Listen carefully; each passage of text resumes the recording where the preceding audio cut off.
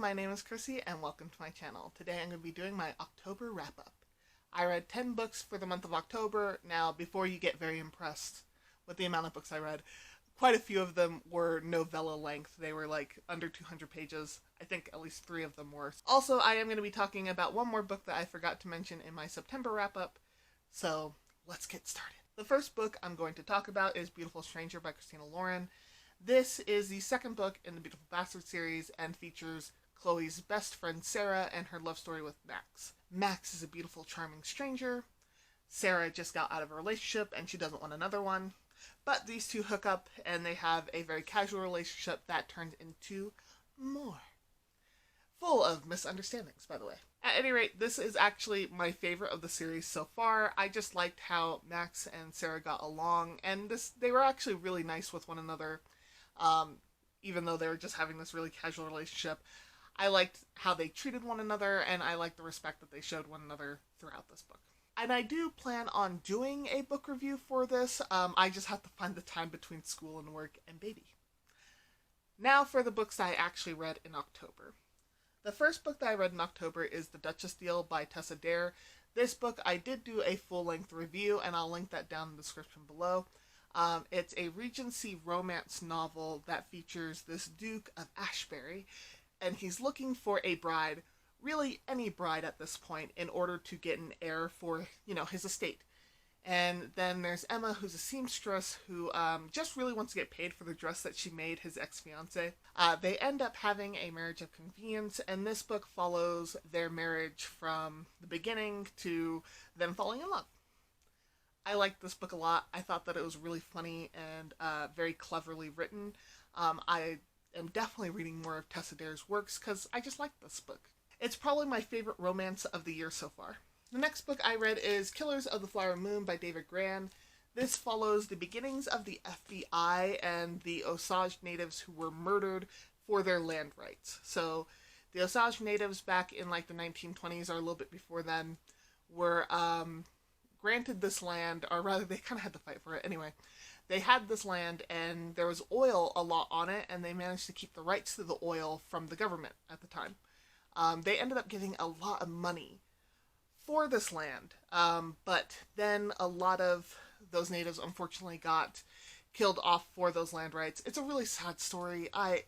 This book broke my heart a little bit.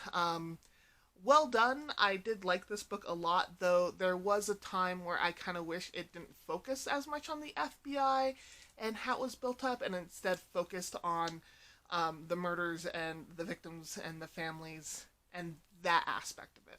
The next book I read is If We Were Villains by M.L. Rio. This is a dark academia book which takes place at a Shakespearean college that's unaccredited, by the way. But it follows this character named Oliver when he gets out of prison and he meets up with the detective who put him away. And the detective really just wants to know what happened the night of the crime of which Oliver was arrested. And I'm sorry, that was really clunky and not very concise. But I don't really know if it's supposed to be a spoiler of what the crime is, because in the summary it's very vague, but in their 4th and final year, the balance of power begins to shift. Good-natured rivalries turn ugly. And on opening night, real violence invades a student's world of make-believe. Is that supposed to cover what the crime was? I'm not really sure, but anyway, Oliver tells the detective what happens in his point of view, and he decides to do it in the most roundabout way in the world, and tells this very deep tale that's very Shakespearean in nature. This book is very much a love story to Shakespeare, or a love letter to Shakespeare. A love letter to Shakespeare. There's a lot of Shakespearean quotes. There's a lot of parallels between the plays and the plot lines of this book. So if you like Shakespeare, then this will be the book for you. I did like this book. I do feel like if I had known more about Shakespeare's plays and Shakespeare himself, that I would have been able to more appreciate this book. Because in the beginning, there's a lot of Shakespearean quotes. The characters quote Shakespeare to each other all the time, and admittedly, it took me out of the book just a little bit, and I was like, that's weird. But at the same time, I was never really a thespian, nor a Shakespearean thespian, so I don't know if that's how it naturally goes in that community. Please let me know if that is. Overall, I did find this book to be intriguing and interesting and well written. and I hopefully will be able to do a full book review of this book too. The next book I read is Beautiful Player by Christina Lauren. This is the third book in the Beautiful Bastard series. I hope you guys can tell that I like this series so far. Though the third book, Beautiful Player, is my least favorite. It features a character named Will, who is the beautiful player, and then Hannah, who is supposed to be this naive scientist. And I say supposed to be naive because she talks a lot of filth. She mentions body parts all over the place and makes really sexual insinuations to Will a lot, and it's played off as if she doesn't know that she's doing it, but at the same time, girl, I think you do know. I think you do know. Overall, I did like this book. It is my least favorite, but I did like it. I liked the second half of this book far more than the first half. Because in the first half, Will and Hannah are supposed to be on friendly terms, but just the way that they talk to each other is a little bit too flirty for me. The Beautiful Bastard series is all about just kind of overt flirting, but this was just a little bit too much on my end. The second half I felt had more pining and the romantic feelings that come involved, so I enjoyed the second half of this book more. The next book I read is Beautiful Bitch by Christina Lauren. And sorry, I'm laughing because I read a lot of that series this month. This is a novella of Chloe and Bennett, and it takes place between the first Beautiful Bastard book and the second one. It showcases Chloe and Bennett's relationship and how they're balancing their relationship with their work life. And they're not balancing it entirely well. Both Chloe and Bennett are very ambitious people.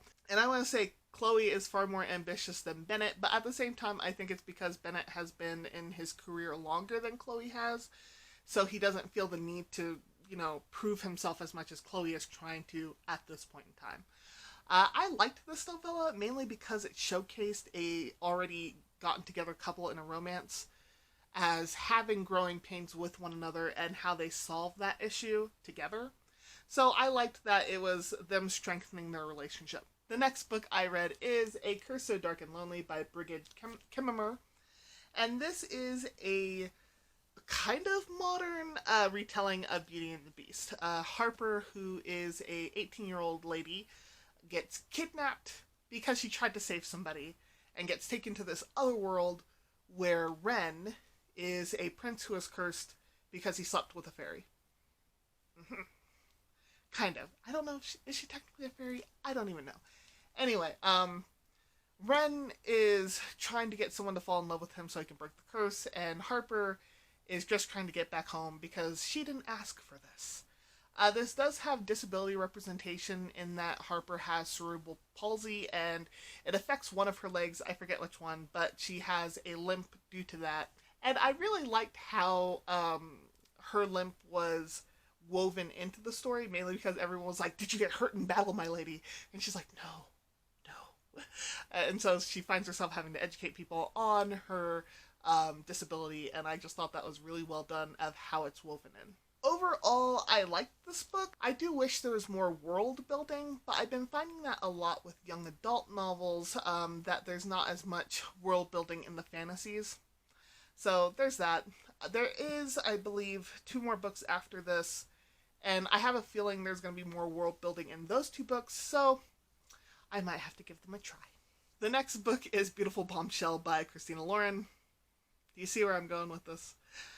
This is another novella in the Beautiful Bastard series, and it follows the bachelor party of Bennett, Max, and Will.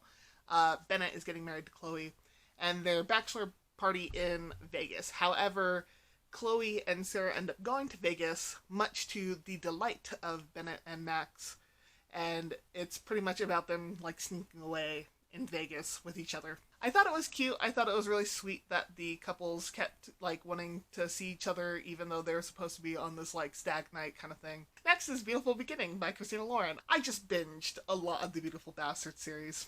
That's what happened here. Beautiful Beginning is the wedding of Bennett and Chloe and kind of all the obstacles that it takes for them to get married. This is probably my least favorite of the... Yeah, this one's my least favorite of all the novellas so far, mainly because some of the issues that kept popping up were just too much. I was like, oh, bring it back just a little bit. And besides that, this really showcases the arguing between Bennett and Chloe. And granted, they like that about each other, so it's not that big of a deal. But they were just not nice to one another in this book. And even though they like that in each other, I just wasn't that big of a fan. I still enjoyed reading it, but okay, the next book I read is the one I tried to do a live show for, and then that just ended up going kapooey. But I will be trying again with that live show, hopefully within this week, but who knows. And that is Frankenstein by Mary Shelley.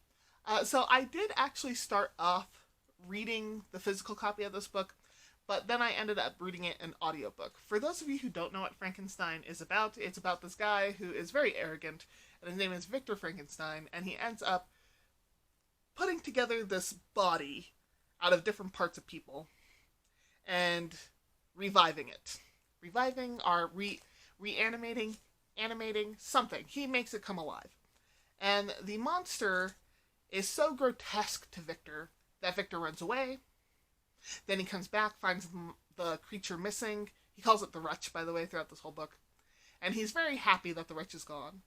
But the Wretch ends up finding humanity, and he ends up being really angry at Victor because Victor, abandoned him. And he wants Victor to make him a bride. And then he starts killing off Victor's family and friends. So that's that book. I realized that I like the audiobooks of classics a lot more than the physical copies.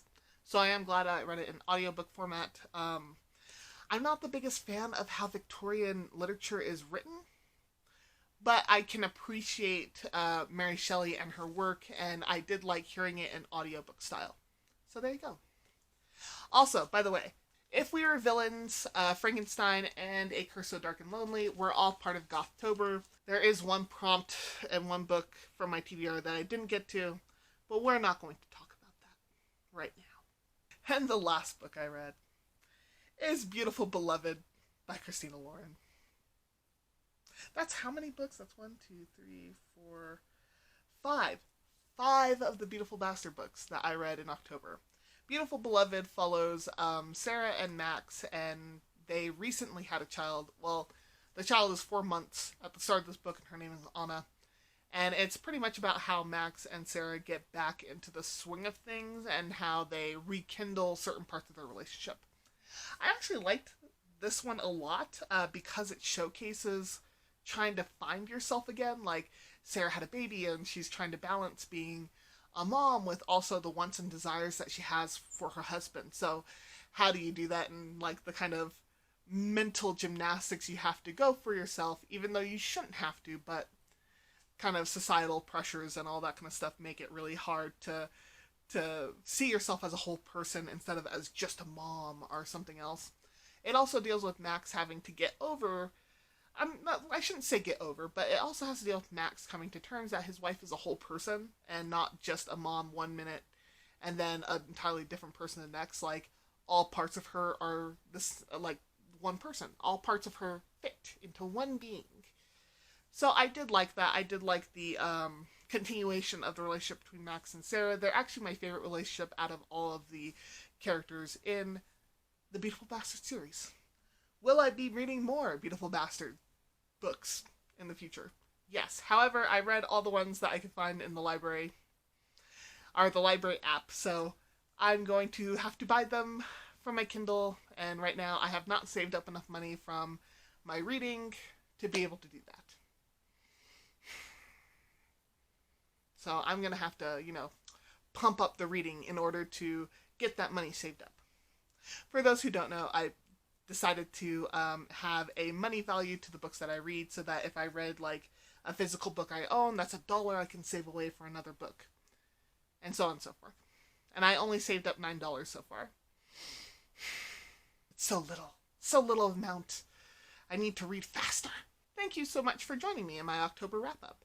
What are the books that you read for October? Have you read any of the books that I read? What did you think of them? For November, I will be reading a lot more fantasy and a lot more high fantasy. Like, I think I made a TBR for the Clear Your Shit Readathon, which I will also link down in the description in case you want to see what I'm going to be reading for November and December. And then I still have quite a few library books to get to.